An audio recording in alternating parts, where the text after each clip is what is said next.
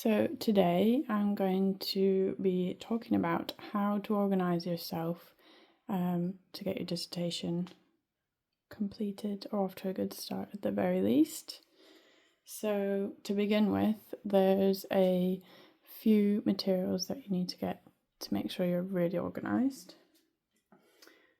So I went and bought a lever arch file with lots of poly pockets and dividers. Also need to make sure you have a diary. Also kept a calendar at home to help with keeping everyone organised. Not everybody uses this.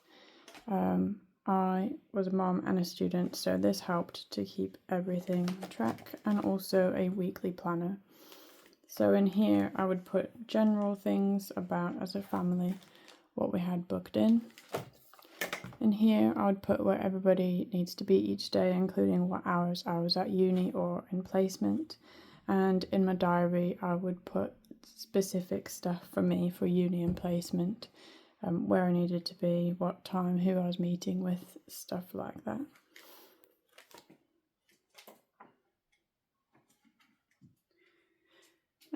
So to begin with, you need to get some materials. So you need some highlighters, pens. I found these oversized post-it notes to be really helpful with taking notes, different things like that. The other thing that's really, really good to have is obviously get some notebooks and pens for your lectures. I also got one of these planner sort of notebooks. This one was from the range, and this is from I did a 4-year course. This is from 3rd year, but I would put all my different subjects and the assessments or exams and the date that they were due, and that would kind of keep me organized, and it would also help like mentally, visually cross off each one as it's done. And each one that's done, you're like got less to do and you're closer to the end. And then particularly in final year, I would also make a separate page for each subject, and when that specific one was due, and also some information about it. And that just helps, if you're visual as well, it kind of helps with keeping on track. So in terms of lectures, some people decided to use electronic notes on the iPad. Our university actually gave us an iPad when we started. I'm very paper-based. I just like to use paper. So a big thing is show up to your lectures, actually pay attention and try and take notes. It can be hard to keep up if everyone's talking really fast, but get what you can down on paper. Often the lecturers will kind of hone in on information that's really important or dates that are important, or they'll keep repeating certain things over and over. So that sort of stuff I would highlight, and often they'll give you some good tips in there. So even if it's messy, it doesn't matter what it looks like. Just get some notes down from the lectures, and usually there's PowerPoints to go along with it. So sometimes I would just write notes really from what they were saying, and I'd go home later and look at the PowerPoint and see if there's anything that didn't make sense or I needed some more information on.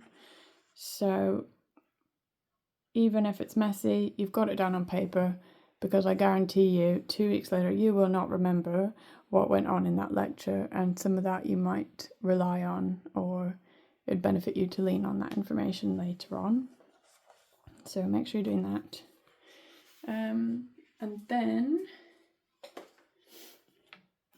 in terms of dissertation specifically, so I would make sure I had a little quick notebook to write down any questions. I kept a reflexive diary, which is really helpful for at the end when you're writing it up. And then it kind of comes down to being super organised. So this is my diary that I used when I was writing my dissertation. And I've written like a time frame breakdown of what I did to keep really organised and keep on track. So at our uni specifically, we did like a preliminary proposal in the second to last year, so in my third year, as kind of like a springboard to go into the dissertation. So I personally didn't do very well in that, so I think that's part of what spurred me on to be really organised and seek all the support that I could. Most universities will assign you a dissertation supervisor in the final year when you're writing it. Make the most of that. Make sure you look at the assessment criteria and whether there's a maximum number of meetings you can have with them. And whatever that is, you want to make use of all of those meetings. So in my third year, we did the like preliminary one. At the end of that year, I made sure that I met with a lecturer who I felt I could speak to, and tried to get some feedback from that, even if it was quite generic, for kind of what went wrong, what went right, and what to sort of focus on in the first instance. And then I planned out all the final year with the sort of structure of how I would be writing it. So I made sure I did that feedback meeting. Again, I took with me a notebook, wrote down some questions that I had, jotted down some notes from the at that point it was just a lecturer I met with. Sometimes you can ask permission if you can record these meetings, because they can go really quickly, or sometimes people will speak really fast and you'll miss half of it. And again, you'll get home and 2-3 weeks later you won't remember really what was said. So I make sure I went in with a printed off version of that preliminary dissertation and made as many notes as I could with questions, and made sure that was done. When I got home, I had a look back at the notes I'd made and sort of highlighted things that were important. And I also wrote down some action points for what I wanted to do looking forward. So in terms of organising from this point here, so make sure you have your diary. And I kind of had a look at putting in a diary specific like goal points that I wanted to do for the dissertation. So in for my uni, we had the summers off, luckily. Not everyone has that. So we had that chance to switch off, but also just to make sure you get organised. So I used that time in the summer to sort of look ahead at what I wanted to do. I knew I didn't want to do loads of work in the summer. I wanted to switch off. But I did go through my diary and sort of make a plan. So I knew that the things that we discussed in the feedback meeting, I wanted to try and action those as well as I could by this point, and this was 2 weeks prior to starting back for final year. So again, if you go through and make like kind of goals, like mini goals for like the whole thing, and that really helped me. And even like later on, I would put little goals within, so for every couple of weeks or however long it was that I'd set out for myself, I would actually like write the goal in and highlight it, and I'd stick to those as like a hard rule in order to get organised.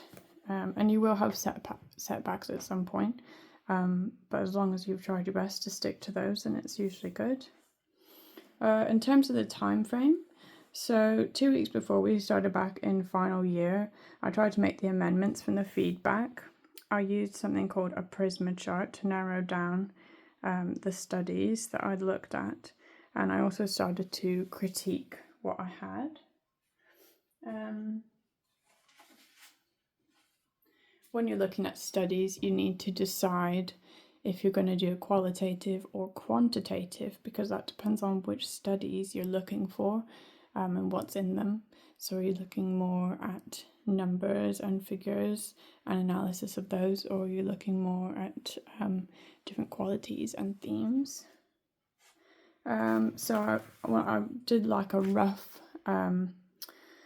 just like sketch of lots of different studies that I'd found that looked really interesting for my area that I was looking at for my dissertation, and sort of just like sketching out why they might be good, or actually why I might disregard them, and again using the Prisma tool for this, making sure you look at all the inclusion and exclusion criteria, and the Prisma chart. Just have like a rough example. So you start with quite a lot, so 275 for example, and then you basically whittle it down to however many studies that you're going to use in your final work. And this is all a really good starting point for getting you going and making sure you're at the top level of organisation that you can be, particularly if you have kids or other commitments, or some people work as well as uni, and as well in healthcare you've also got placements, so if you start there you shouldn't go wrong.